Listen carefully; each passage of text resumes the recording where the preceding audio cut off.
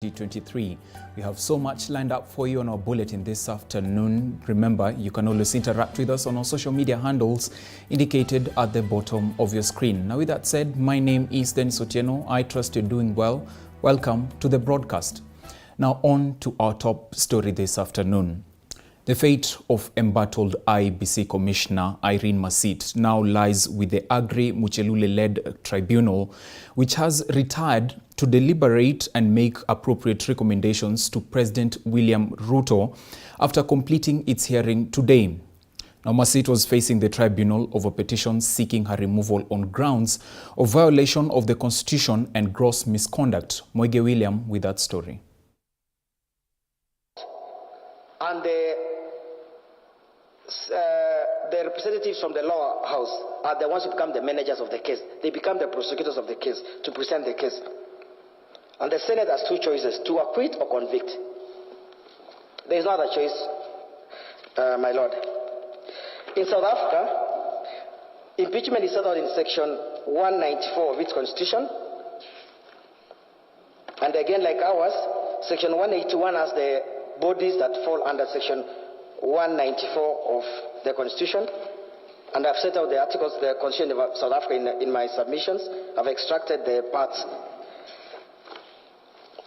After that article, after that, the Constitution was passed in South Africa, and the rules were passed by Parliament, not law. There's no statute in South Africa, but the Parliament passed rules, impeachment rules. The rules were tested in the Constitutional Court. In the case of the Speaker of the National Assembly versus Public Protector and others, and I've annexed the judgment of the Constitutional Court of South Africa.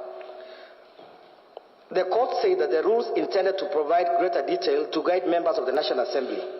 Guidance from the rules is not only beneficial but imperative to ensure fairness and consistency. The judgment sets out that there are 17 mandatory steps in impeachment in South Africa, 17 mandatory steps. And again, the judgment sets out the steps. So, well, as I said, my lord, South Africa, US are more developed, and England, they are more developed to impeachments, processes and trial. England stopped impeachment completely. England gave us impeachment and they moved on. It's only South Africa, US, Kenya that are still having impeachment. But England moved on from there. Again, my lord, I'm not going to into those. Of course, it is a developing story, and our reporter Moige William is following up closely on it. He will be updating us further as it develops in our subsequent bulletins. But moving on, Interior Cabinet Secretary Professor Kithure Kindiki earlier today officially opened GSU Primary School in Kimbo, Kiambu County. Speaking during the opening ceremony, he added that the opening of the school was one of the many ways of working together with the community in enhancing security. He was also accompanied by Kiambu County Governor Kimani Wamatangi and the Ministry of Education Principal Secretary Professor Belio Kipsang.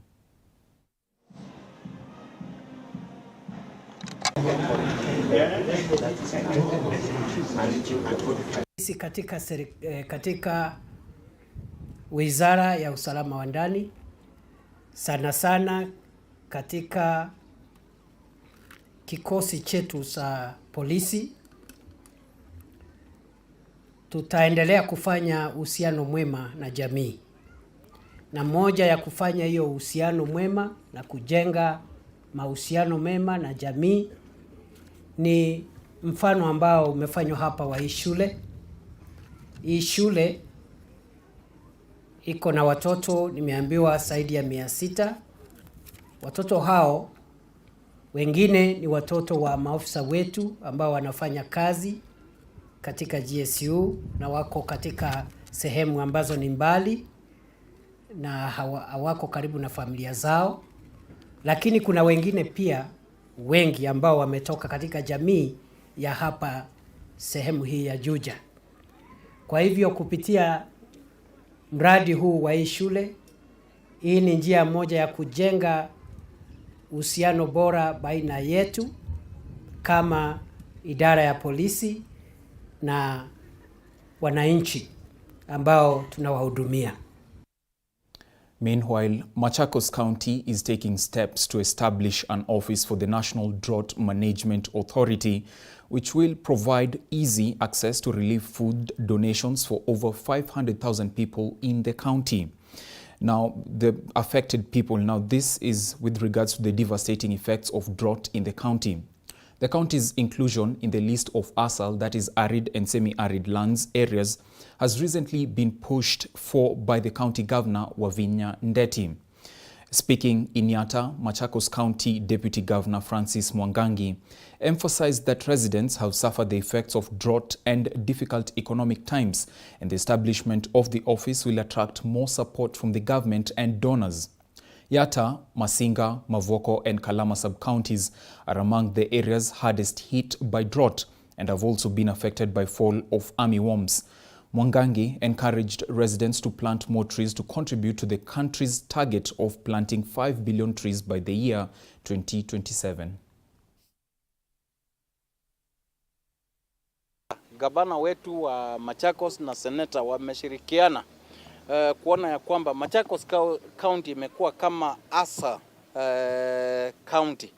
Hivyo basi inamaanisha kwamba National Drought Management Authority ambao pia kwa sasa tumeketi chini ya wenyekiti wangu mimi Mwangangi, tumeshirikiana na hivi karibuni watakuwa wanafungua ofisi Machakos ndio waendelee na kupigana na maneno ya ukame.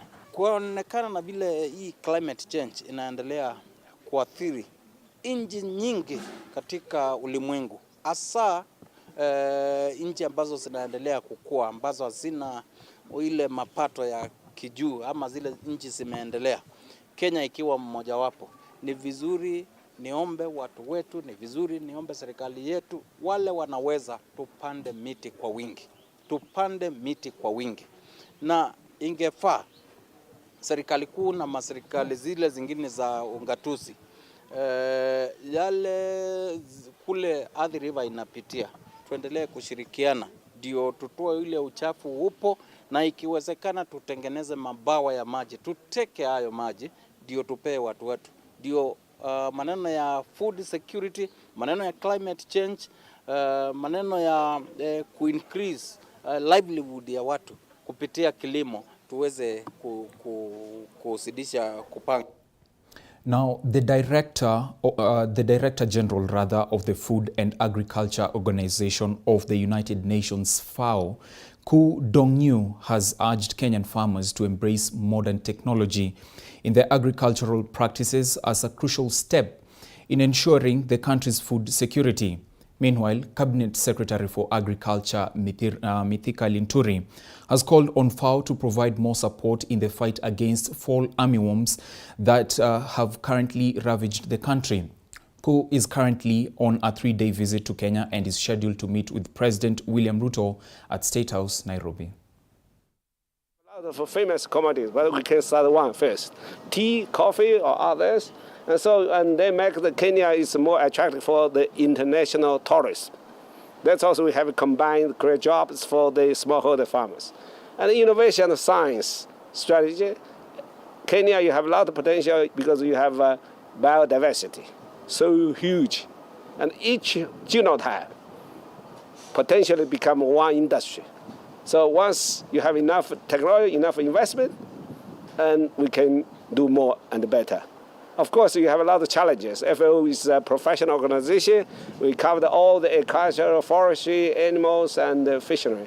The only commitment I want to make is that any money that comes to this country, and especially in this ministry, for the well-being of the Kenyan people, Mr. Q, will be best utilized for the benefit of the Kenyan people. To be my responsibility to ensure no waste and the right things are done, because when people share their taxes with us to support our very vulnerable people in this country, the only thing they can do is best supply that support for the good of the. Now, Kakamega County Water and Sewerage Companies recently sacked CEO Abdikadir Abdi Mohammed has been reinstated by a court order. The company's board chair, Boaz Bulimo, has assured the public that they will comply with the court's decision. Speaking to the media, Bulimo confirmed that the first board meeting will be held tomorrow to discuss the court's ruling and to plan for the CEO's handover from the acting CEO, that is Christabel Ashiono. The Bungoma Employment and Labour Court has declared Mohammed's suspension as unprocedural and ordered the company to pay him damages worth 4.9 million shillings, as well as backdated salaries from February last year when he was suspended. Yeah. It's okay. Hey.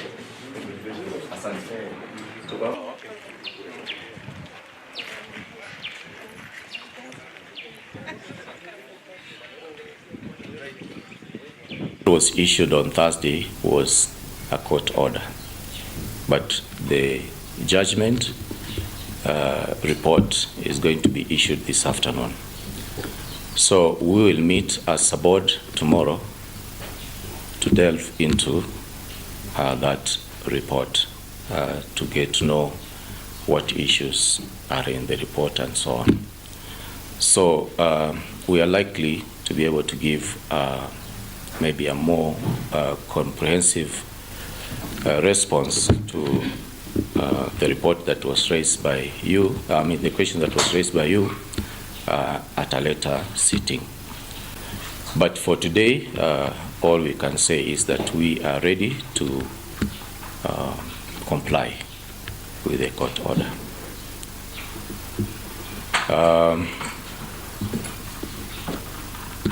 Before the lapse of the 7 days,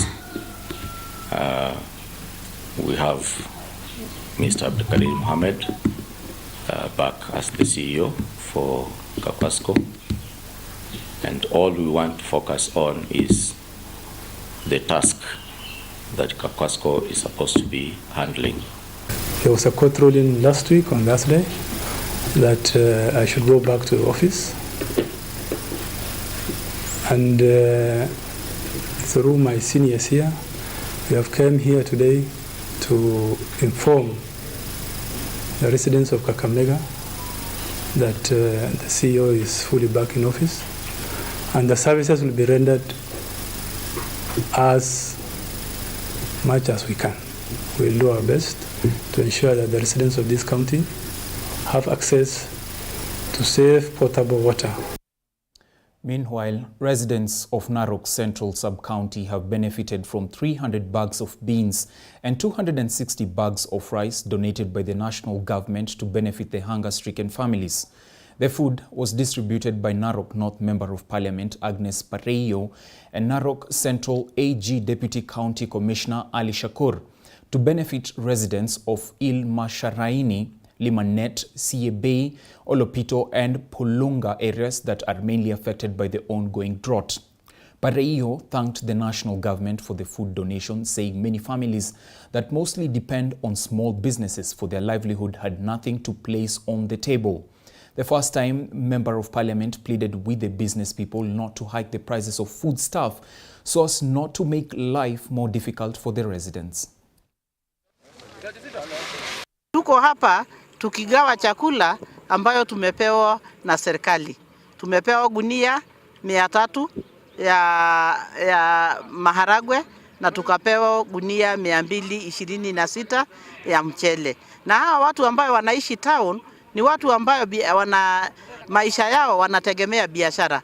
Na biashara iko chini sana, na hapa pamekuwa pahali pa kiangazi, hata maji hakuna. Kwa hivyo naomba tu serikali kuambia kwamba hii chakula haitoshi. Kwa sababu hii area yote ya Central tukiangazia huko urban area yote kuna kiangazi. Kwa hivyo tunaenda tukiwagawanya, hapa tunawaganyia watu wa town, tutarudi kwenda Limanet, tutaenda Mashariani na tutaenda Siebei. Na tunaona hiyo chakula haiwezi tosha kila mtu, lakini watachukua kidogo kidogo. As incidents of land fraud continue to escalate across the nation, stakeholders in the real estate industry are urging investors to exercise caution when purchasing land. They advise taking the time to authenticate all necessary legal documents required by law in land transactions. At an event to sensitize investors, Stakeholders emphasized the importance of strengthening communication between investors, landowners and lawyers to prevent fraud. They believe it is essential for Kenyans interested in investing to take proactive measures to avoid falling victim to fraudulent land transactions. Sione ati kampuni zote zenye zinauzaga mashamba ni wezi.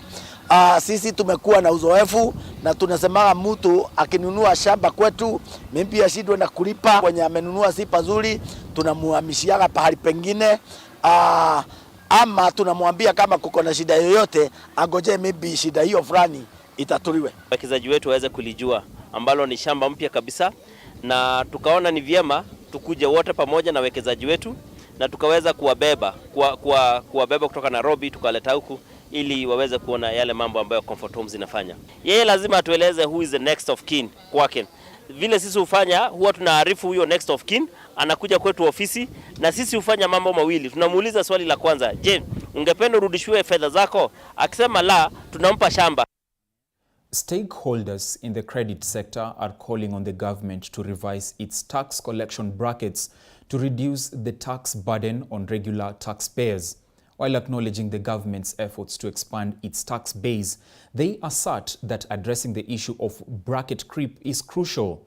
This comes after the Kenya Revenue Authority (KRA) collected 174 million shillings in digital taxes during the first quarter of the 2022-2023 fiscal year, the 2022-2023 fiscal year.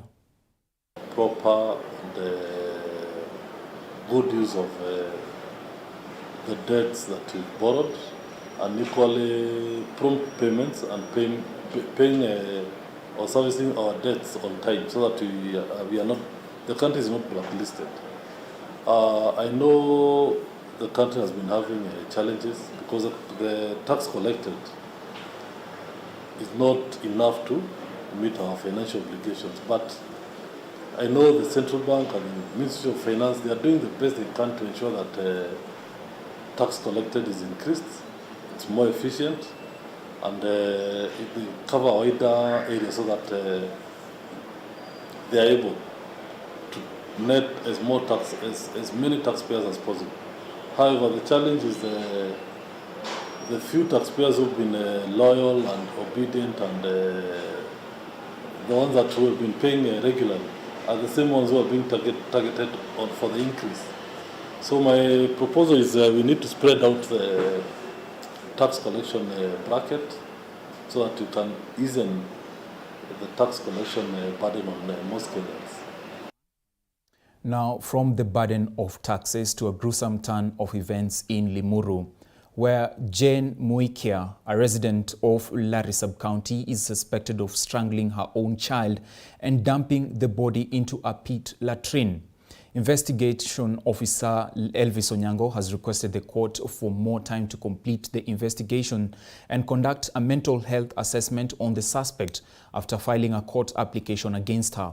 Limuru Senior Principal Magistrate Jared Magori has granted the detectives from Lari Sub-County Police Headquarters 15 days to remand the 24-year-old Jane Muikia.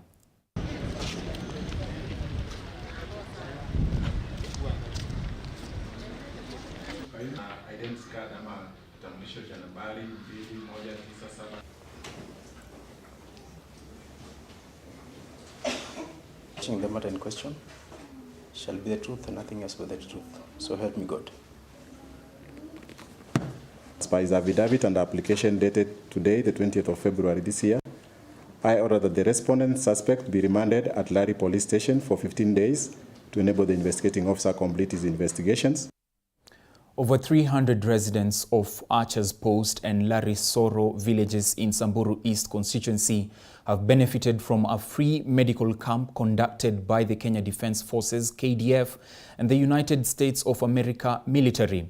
The camp, dubbed Operation Justified Accord 23, is part of activities aimed at giving thanks to the local community in Samburu County for their cooperation and allowing the military officers to conduct their various training drills in the area. According to the KDF operations officer for the exercise, Major Stanley Norman Wanyama, most of the health concerns addressed during the camp included maternal and child health issues and common diseases such as malaria, while cases of malnutrition, especially among children, were also attended to. I just post level 3 hospital to offer free medical support to the locals of this community as part of the CIMIC responsibility, the community support responsibility that the military has and the partner nations in the Exercise Justified Accord 23.